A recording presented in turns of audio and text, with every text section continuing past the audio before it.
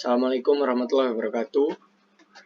Kami dari kelompok 3 akan mempresentasikan kumpulan materi mulai dari setelah UTS sampai menjelang UAS.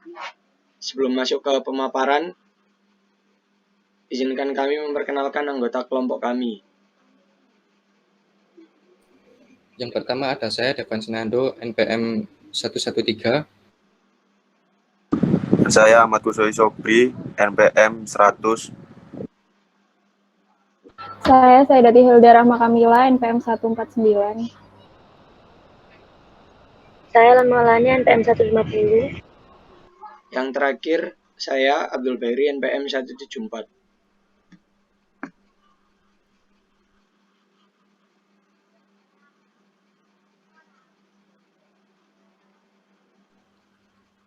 Baiklah, yang pertama ada evaluasi pelatihan dan pengembangan SDM.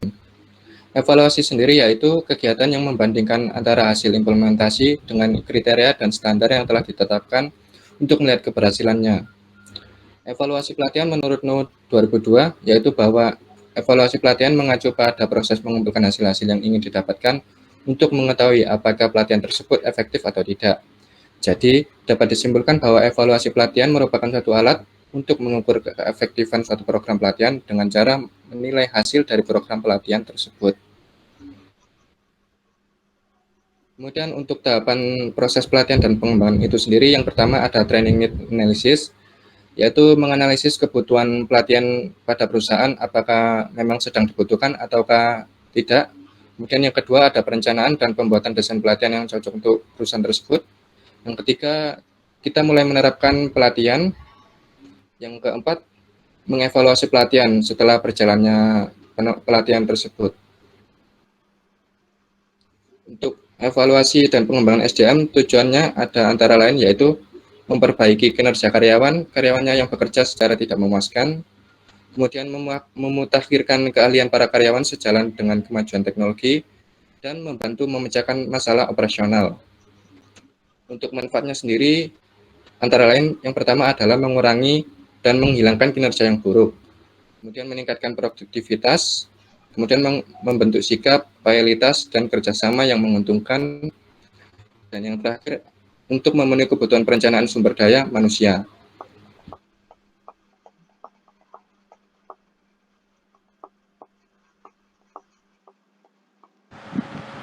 Ya, untuk yang selanjutnya yaitu perencanaan karir dalam organisasi.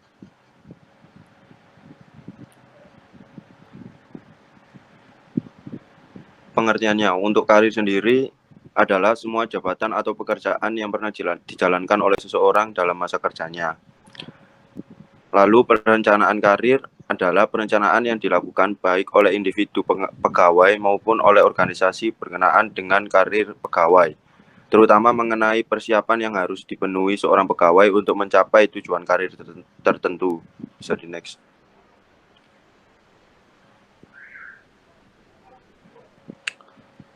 Ya, di sini ada beberapa manfaat dari perencanaan karir dalam organisasi.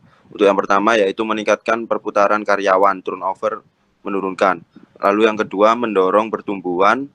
Lalu yang ketiga menciptakan dan membantu keanekaragaman angkatan kerja. Lalu yang keempat membuka jalan bagi karyawan yang potensial. Lalu yang kelima yaitu membantu pelaksanaan rencana-rencana kegiatan yang telah disetujui.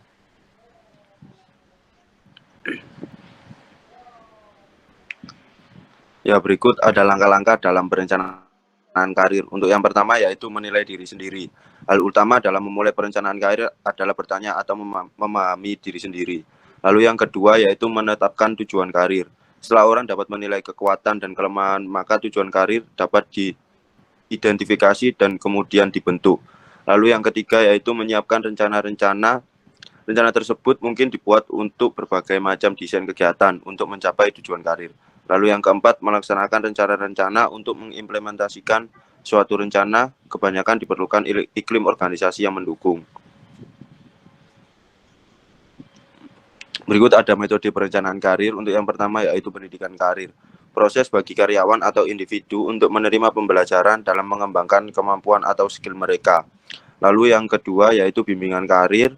Di sini yang dimaksud bimbingan karir yaitu usaha mencari pengetahuan soal karir pada satu orang yang bisa menjadi mentor sebagai bekal dalam mempersiapkan proses peningkatan karir. Lalu yang terakhir ada penyediaan informasi, yaitu proses mengumpulkan berbagai macam informasi sebagai persiapan dalam perencanaan karir.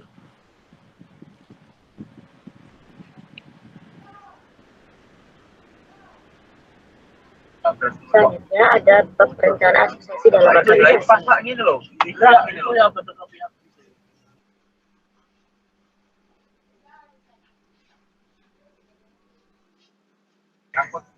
Pengertian.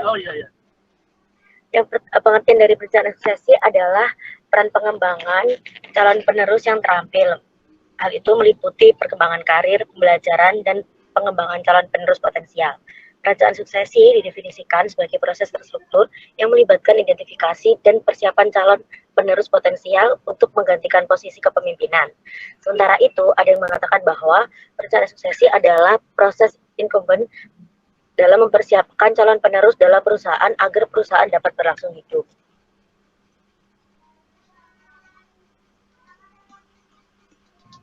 Next. Nah, selanjutnya ada perbedaan antara perencanaan karir dan perencanaan suksesi. Untuk perencanaan karir sendiri itu mengacu pada proses di mana karyawan meninjau keterampilan dan kemampuan serta merencanakan tujuan karir mereka sesuai dengan hal tersebut. Lalu perencanaan karir itu juga satu orang yang memegang berbagai posisi dalam kehidupan kerjanya serta membantu untuk mendapatkan kesuksesan dalam karir seseorang. Sedangkan untuk perencanaan suksesi itu mengacu pada proses melalui organisasi, mengenali dan mengembangkan karyawan yang mampu mengambil posisi penting dalam organisasi yang telah kosong. Selanjutnya, perencanaan suksesi itu adalah posisi yang dipegang oleh orang yang berbeda dalam suatu organisasi dan juga memastikan konsistensi dalam kepemimpinan untuk peran kunci dalam organisasi.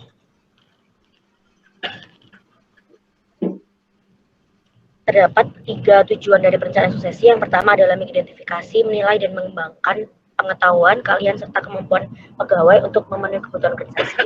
Yang kedua ialah mengisi kekosongan pada posisi manajer tertentu. Selanjutnya, memastikan keberlangsungan ketersediaan talent dengan membantu pegawai untuk mengembangkan potensinya sebagai penerus posisi penting di unit kerja tertentu.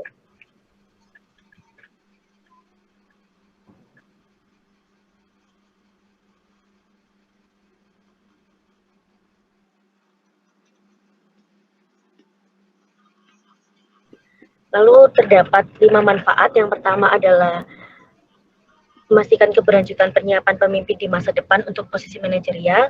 Selanjutnya melibatkan senior manajemen dalam proses review talent organisasi. Yang ketiga ada menempatkan konteks keberagaman dalam agenda organisasi. Yang keempat ada sebagai panduan aktivitas pengembangan untuk posisi manajerial.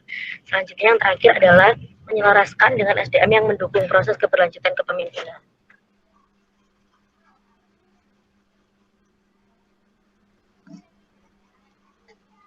Masuk materi yang berikutnya, ada materi perencanaan manajemen kompensasi.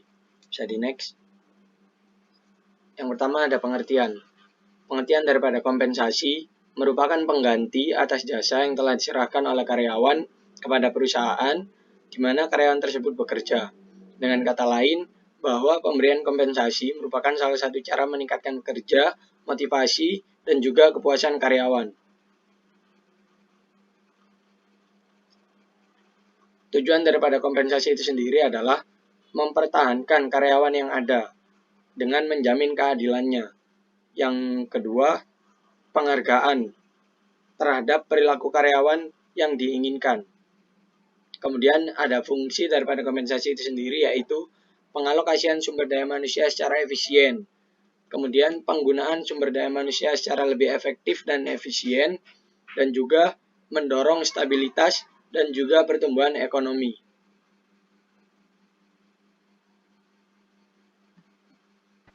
Untuk materi selanjutnya yaitu evaluasi proses perencanaan SDM.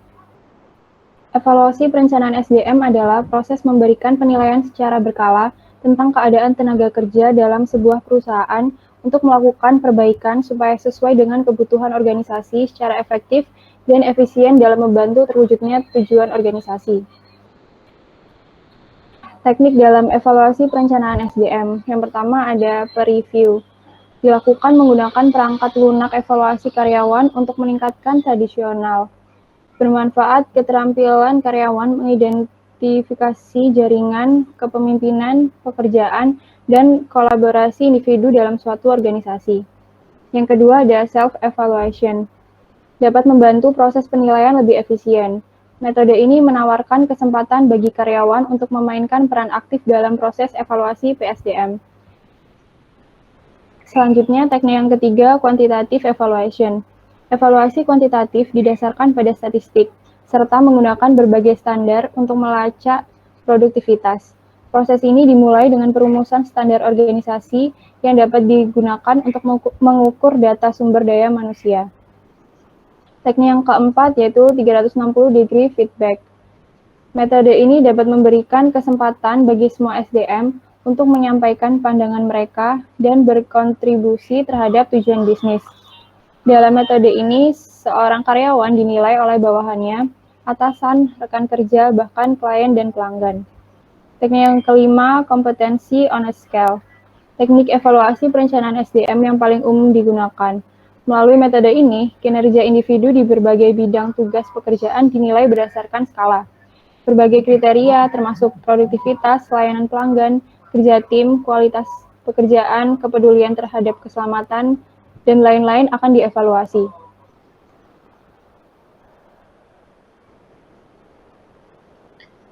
Mungkin sekian presentasi dari kami, kelompok 3. Kami mohon maaf apabila ada salah kata maupun perbuatan yang kurang berkenan. Kami tutup presentasi kami pada kesempatan kali ini. Wassalamualaikum warahmatullahi wabarakatuh. Waalaikumsalam warahmatullahi Assalamualaikum wabarakatuh. warahmatullahi wabarakatuh.